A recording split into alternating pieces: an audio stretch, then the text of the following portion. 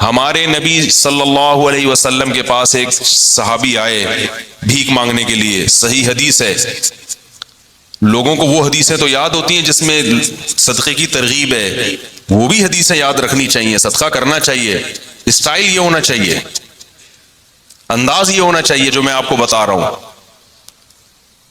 صحابی آئے، انصاری صحابی، عرض کیا یا رسول اللہ گھر میں کیا ہے؟ فاقے، کچھ بھی نہیں ہے کھانے میں۔ وہ واقعی بیچارے مستحق تھے، انہیں تو نبی ویسے ہی دے دیتے نا، وہ جھوٹ تھوڑی بول رہے تھے نبی کی خدمت میں آ کے، کچھ بھی نہیں ہے گھر میں۔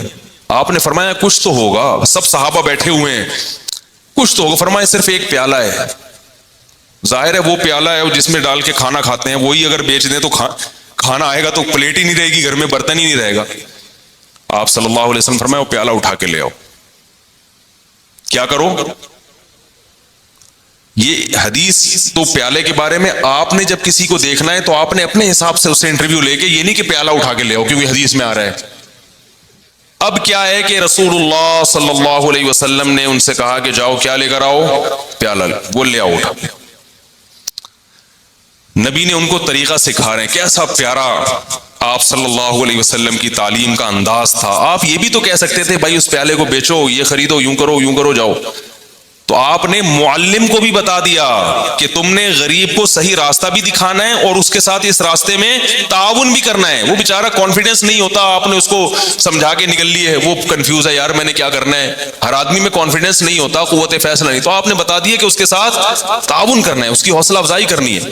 تو آپ یہ نہیں آپ صلی اللہ علیہ وسلم نے فرمایا کہ جاؤ وہ پیالہ بیچو اور یہ کرو اور وہ کرو اور خود ہی کر لو سارا کچھ۔ فرمایا لے آؤ، جیسے جیسے کہہ رہا ہوں نا ویسے ویسے گویا انگلی پکڑ کے چلانا سکھا رہے ہیں، بھیک سے انگلی پکڑ کے چھڑوا رہے ہیں۔ یہ زیادہ بڑی خدمت ہے۔ اگر آپ صلی اللہ علیہ وسلم ان صحابی کو کھانا دے دیتے، صدقہ دے دیتے، اگلے دن پھر آ جاتے، وہ اگلے دن پھر آ جاتے، وہ تو کھاؤ ختم۔ اور تھوڑے دنوں میں کیا ہوتا، ان کی زوجہ بھی یہی، بچے بھی یہی کر رہے ہوتے۔ یہ بھیک ایسی بیماری ہے جو نسلوں میں چلتی ہے، خاندانی بھکاری ہوتے ہیں بعض لوگ، کہہ رہے ہمارے ابا بھی یہی کام کرتے تھے، ٹھیک ہے نا۔ تو نبی صلی اللہ علیہ وسلم نے فرمایا جاؤ پیالہ اٹھا کے لے آؤ۔ وہ صحابی پریشان ہے کیا ہوگا بھائی، ٹھیک ہے نبی نے کہا لے آئے۔ آپ صلی اللہ علیہ وسلم نے فرمایا اسے کون خریدے گا؟ ہر چیز کا کوئی نہ کوئی طلبگار ہوتا ہے۔ ایک صحابی نے فرمایا 1 درہم میں یہ مجھے دے دیں۔ آپ نے فرمایا اس سے زیادہ میں کون خریدے گا؟ بھئی اب بزنس کا تو اصول ہے نا، سرمایہ چاہیے تو جتنا زیادہ سرمایہ لے سکتے ہو۔ بھئی بزنس کا تو اصول ہے حلال سرمایہ ہے، تبھی یہ یاد رکھو اسلام نے کسی چیز کی قیمت متعین نہیں کی ہے۔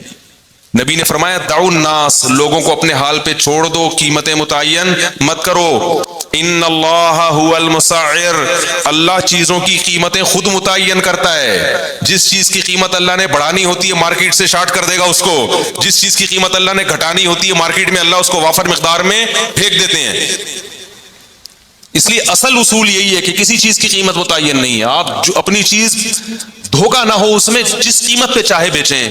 لوگ کہتے ہیں وہ تو پھر اتنی قیمت چیز مہنگی ہو جائے گی، بھائی وہ آپ سے نہ خریدے، وہ ساتھ والے سے خرید لے، کیا خیال ہے؟ تو وہ تو خود بخود، ہاں گڑبڑ جب ہوگی جب تاجر مل کے آپس میں ایکا کر لیتے ہیں، معاہدہ کر لیتے ہیں کہ اس سے کم پہ نہیں بیچنا، یہ ناجائز ہے۔ اسی وجہ سے پھر حکومت کو انوالو ہونا پڑتا ہے، چیزوں کی قیمتیں متعین کرتی ہے۔ تو آپ صلی اللہ علیہ وسلم نے فرمایا کون خریدے گا؟ ایک صحابی نے کہا 1 درہم میں۔ آپ نے فرمایا کہ اس سے زیادہ میں کون خریدے گا؟ ایک صحابی نے کہا میں 2 میں خریدوں گا، اس سے زیادہ بولی لگ نہیں رہی تھی۔ تو آپ صلی اللہ علیہ وسلم نے فرمایا اس سے زیادہ میں کون خریدے گا؟ صحابی نے کیا کہا؟ میں 2 درہم میں۔ 2 درہم میں خریدا۔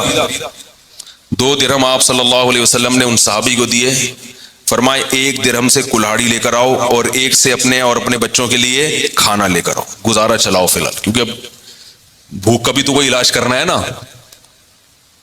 تو وہ گئے 1 درہم سے کیا خریدا؟ گزارے لائق، یہ نہیں کہ پیزا لے کے جا رہے ہیں۔ آج یہ بھی ہوتا ہے، اپنی حرکتیں ٹھیک نہیں ہیں، اتنی ارننگ نہیں ہے جتنا گھر میں خرچہ شروع کر دیا اور کہہ رہے ہیں خرچے ہی نہیں پورے ہو رہے، خرچے ہی نہیں پورے، اور کہاں سے پورے ہوں گے بھائی؟ آپ کی اوقات دکان آپ کی پکوڑوں کی ہے اور باتیں کیا کر رہے ہو؟ کروڑوں کی باتیں کر رہے ہو. تو اپنی اوقات دیکھ کر اپنے پاؤں پھیلاؤ نا. وہ جو بھی بیچاروں کو ملا ہوگا جو کی روٹی. بھائی فی الحال بیگم میری اپنی عادت کیا ہے کہ میں اکثر میں کبھی بھی کوشش کرتا ہوں کسی بھیک مانگنے والے کو نہیں دوں، الا یہ کہ جب 100% اطمینان ہو جائے کہ واقعی یہ مستحق ہے اور کچھ کر نہیں سکتا، وہ ایک الگ بات. میں جب میرے پاس بھی لوگ کچھ صدقے وغیرہ کے پیسے بیچتے ہیں، کچھ میں اپنی طرف سے بھی صدقہ کرتا ہوں، تو میں کسی مزدور کو تلاش کرتا ہوں، کیونکہ یہ پتا ہے کہ یہ بیچارہ اگر مالدار ہوتا تو اتنی ٹف مزدوری بولو بھائی نہ کر رہا ہو. یہ مالدار نہیں ہے تو یہ مزدوری کر رہے ہیں. نمبر 2، یہ آدمی لالچی نہیں ہے. لالچی ہوتا تو محنت گڑھا تھوڑی کھود رہا ہوتا، وہ رکشا تھوڑی چلا رہا ہوتا. ایسے آدمی کو بغیر مانگے دے دو، اور سرسری غور کرو کہ زکوٰۃ کا مستحق ہے یا نہیں. اگر لگ رہا ہے تو زکوٰۃ بھی دے سکتے ہیں اس کو، نہیں تو صدقہ تو بہرحال، صدقے میں تو یہ کوئی قانون نہیں ہے، صدقہ تو مالدار کو بھی دیا جا سکتا ہے، تو غریب کو کیوں نہیں دیا جا سکتا؟ وہ تو اور زیادہ ثواب ہے اس میں.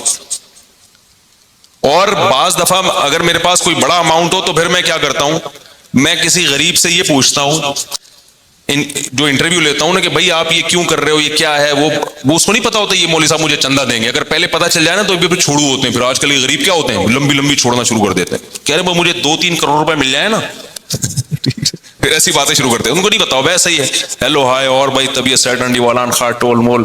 اگر پٹھان ہے تو تھوڑا سا پشتو مشتو ماری، پنجابی ہے تو تھوڑا سا اس میں، اور بھائی پاڑ کی حال ہے تو ٹھیک ٹھاک ہو. اس طرح کی تھوڑی سی گلا شلنا کر کے تو تھوڑا سا اس کو مانوس کیا. اس کے بعد اس سے رپورٹ طلب کی، اور بھائی کیا کر رہے ہو، گھر ور کیسا چل رہا ہے. تو جو عزت دار آدمی ہوتا ہے وہ پہلی دفعہ میں تو یہی کہے گا الحمدللہ اللہ کا دیا بہت کچھ ہے. اب یہ نہیں کہ ہم بھاگ گئے، اس کا مطلب ہے بندہ سفید پوش ہے، اللہ کا شکر ادا کر رہے ہیں. تو بھائی اللہ کا دیا ماشاءاللہ بہت کچھ ہے. بچے کتنے آپ کے؟ جی 2-3 درجن بچے ہیں ماشاءاللہ. ایک مثال دے رہا ہوں، ویسے ہوتے نہیں کسی کے. اور کون ہے گھر میں؟ یار ویسے ہی پوچھ رہا ہوں یار. تنخواہ کتنی ہے؟ کہ نا الحمدللہ یہ دہاڑی ہو جاتی ہے. تو اس دہاڑی میں گزارا ہو جاتا ہے؟ ہاں بھائی ہو جاتا ہے. اس کا مطلب ہے کہ گزارا نہیں ہوتا، کیونکہ اس دہاڑی میں اسباب کی دنیا میں اتنے بچوں کے ساتھ گزارا نہیں ہوگا.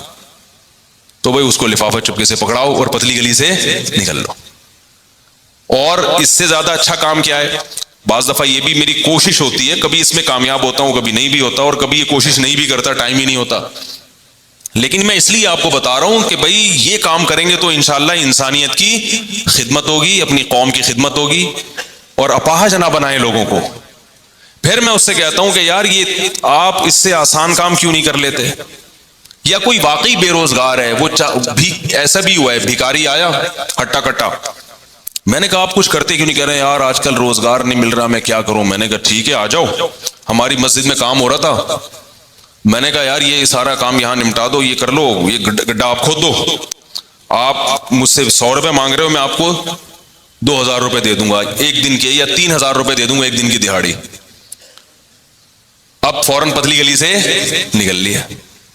بھائی جب آپ ہٹے کٹے ہو، آپ کی باڈی سے لگ رہا ہے کہ آپ کدال کسی کے سر پہ بھی مار سکتے ہو، اتنی طاقت ہے.